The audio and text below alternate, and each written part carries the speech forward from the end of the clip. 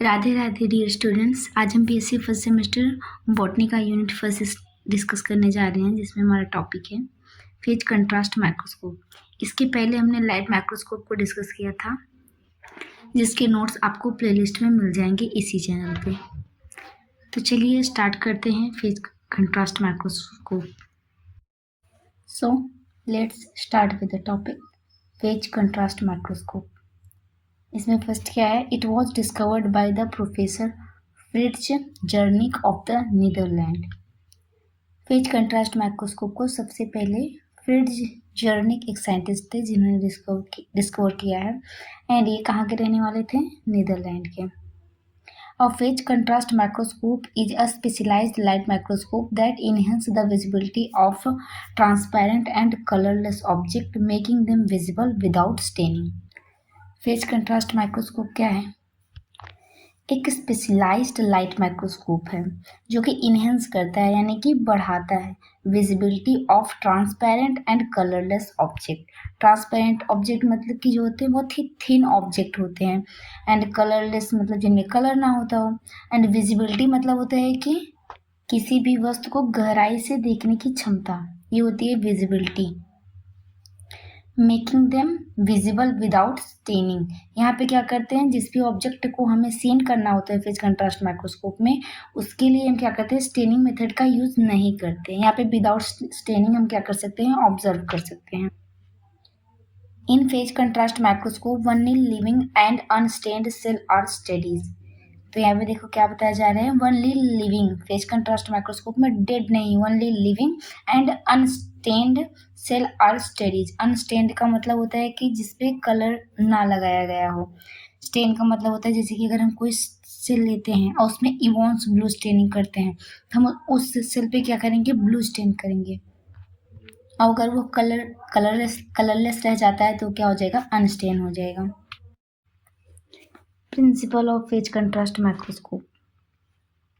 Phase contrast microscopy is a technique that enhances visibility of samples by converting small phase difference in light passing through them. Phase contrast microscope enhance करता है visibility of sample को। कैसे? By converting small phase difference in light passing through them.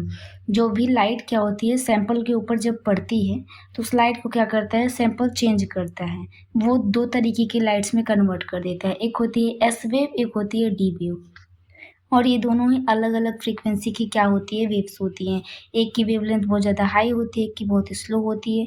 तो ये क्या कर सकती है, लाइट जो सैंपल होगा जब इस पर लाइट पड़ेगी तो वो क्या कर देगा, डिफरेंस पैदा कर देगा लाइट्स के अंदर। It works by using an phase plate to manipulate the light waves passing through the sample, create a visible contrast that shows cellular structure and processes in living cell. यहाँ पे एक phase plate का भी use किया जाता है, जो कि सैंपल से लाइट जब पास होते हुए कहाँ जाती है, फेज प्लेट पे जाती है। और फेज प्लेट क्या करता है, उस लाइट को मैनिपुलेट करता है एंड क्या करता है, विजिबिलिटी प्रोवाइड करता है, जिससे हम सेल के स्ट्रक्चर्स को एंड प्रोसेसेस को ईजिली क्या कर सकते हैं, ऑब्जर्व कर सकते हैं। आगे जब हम डायग्राम को समझेंगे तो ये पॉइंट्स हमें और भी ज़्यादा क्लियर हो जाएंगे। Application of phase contrast microscope. First है, a phase contrast microscope allowed scientist to see details in transparent और unstained living cell without damaging them. ये क्या करता है, अलाउ करता है साइंटिस्ट को कि क्या कर सके, ट्रांसपेरेंट या फिर अनस्टेन्ड लिविंग सेल को क्या कर सके, विदाउट स्टेनिंग, उनको विदाउट डैमेज हुए इजीली क्या कर सके, ऑब्जर्व कर सके। It uses special system to enhance the contrast of light passing through the sample, making it easier to distinguish different part of the cell. Phase contrast microscope एक special system को use करता है जो कि enhance करता है contrast of light, यानी कि विजिबिलिटी ऑफ लाइट को, जो कि सैंपल से क्या करती है, पास करती है। Making it easier to distinguish different parts of the cell, जिससे हम क्या कर सके, सेल के डिफरेंट पार्ट को ईजिली क्या कर सके, ऑब्जर्व कर सके।